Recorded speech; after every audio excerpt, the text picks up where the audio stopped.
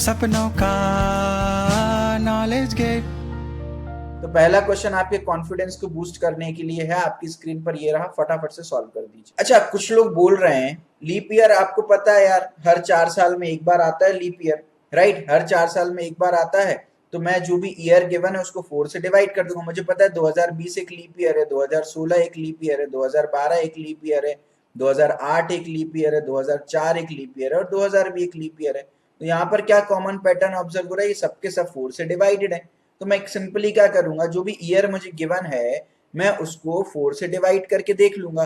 अगर ईयर 4 से डिवाइड है तो वो लीप ईयर हो जाएगा, नहीं तो फिर लीप ईयर नहीं होगा, राइट? अभी आप लोग एक छोटा सा होमवर्क टास्क देता हूं। न्यू टैब खोलिए, न्यू टैब खोलिए और वहां पर टाइप कीजिए कैलेंडर ऑफ, क्या टाइप करना आपको, कैलेंडर ऑफ 1900।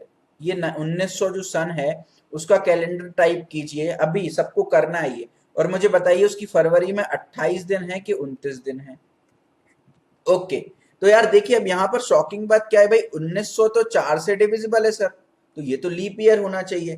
फरवरी में 28 दिन है, तो मतलब यार ईगोले का जो कैलेंडर है वो लुल्ल हो चुका है एक तरीके से देखा जाए तो। जी नहीं, तो भाई आपका लॉजिक जो है वो लुल्ल हो चुका है, आपका दिमाग जो है वो गुल्ल हो चुका है।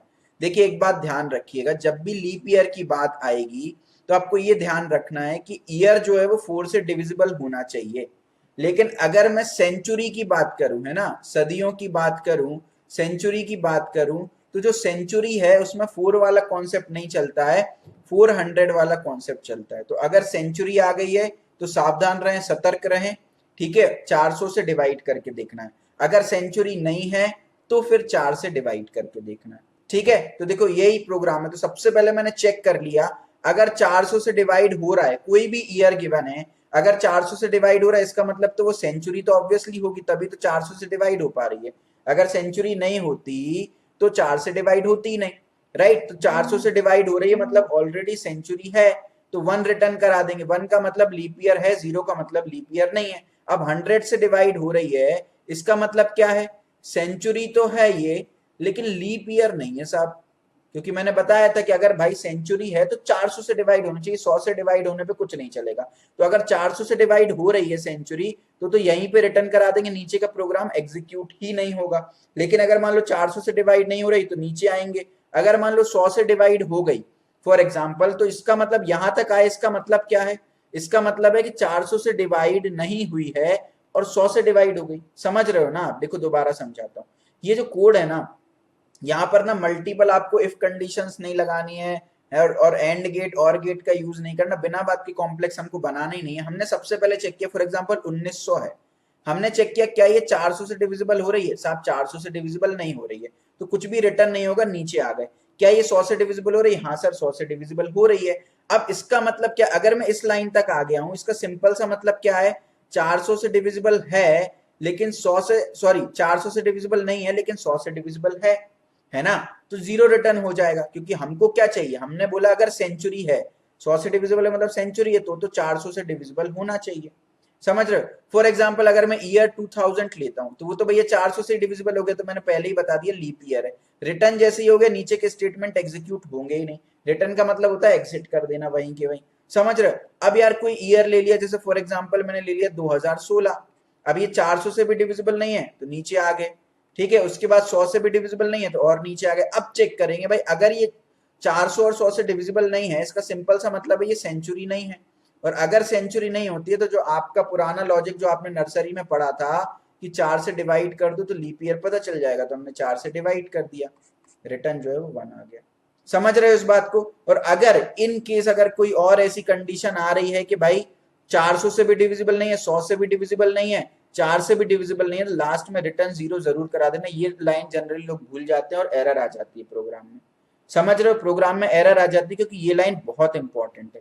इसका मतलब क्या है, 400 से भी सर डिवाइड नहीं हो रहा, 4 से भी डिवाइड नहीं हो रहा है, इसका मतलब क्या है, नॉन लीप ईयर है सर, ये नॉन लीप ईयर है, तो 0 रिटर्न लास्ट में करा देंगे। एल्स इफ की जरूरत ही नहीं है बच्चा, रिटर्न टाइप दिया हुआ है यहाँ देखो आप, रिटर्न दिया है तो एल्स वेल्स की जरूरत ही नहीं होती। अगर इस रिटर्न पे अटक गई कहानी तो फिर नीचे तो जाना ही नहीं है ना।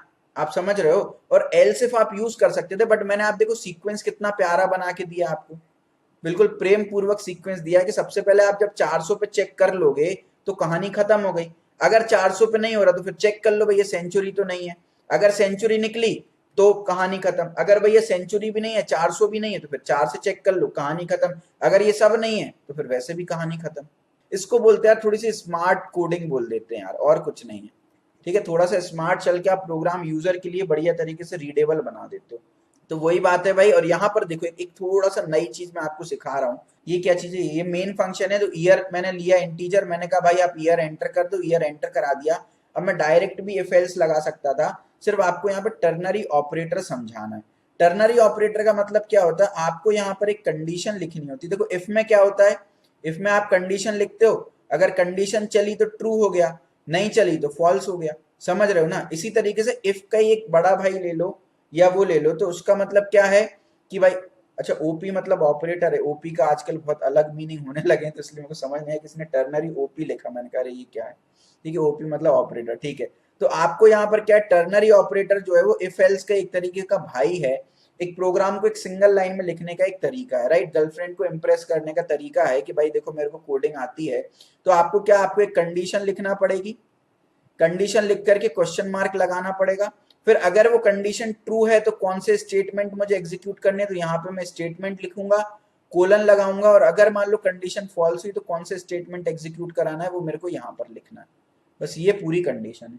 तो टारगेट ईयर हमने कॉल कर लिया, तो अब ये 0 रिटर्न करेगा या 1 रिटर्न करेगा? एनीवेज कंडीशन 0 या 1 रिटर्न करती है, यानी ट्रू या फॉल्स रिटर्न करेगा।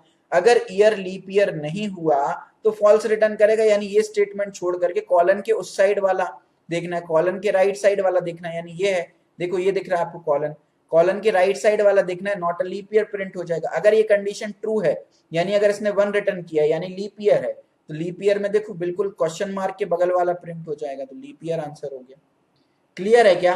चलिए, 2 बार सेंचुरी इसलिए चेक किया हर्षित हमने कि भाई 4 से डिवाइड करने के लिए आपको पहले देखना पड़ेगा ना। पहले हमने 400 से डिवाइड करके देख लिया, अगर 400 से डिवाइड हो गया है इसका मतलब भैया क्या है, सेंचुरी भी है और साथ में लीप ईयर भी हो जाएगा, क्योंकि सेंचुरी के केस में 400 से डिवाइड हो जाएगा। तो जब 400 से डिवाइड किया है तो ऑटोमेटिकली ये प्रूव हो रहा है ना कि सेंचुरी है। अब भैया 400 से मान लो डिवाइड नहीं होता है, ठीक है, तो अब आपको ये चेक करना पड़ेगा कि भाई सेंचुरी है कि नहीं है। अगर सेंचुरी है तो अब 400 से डिवाइड वैसे भी नहीं हो रही, तो लीप ईयर होना ही नहीं है। अगर मान लो सेंचुरी नहीं है तो फिर 4 से डिवाइड करके देख लो।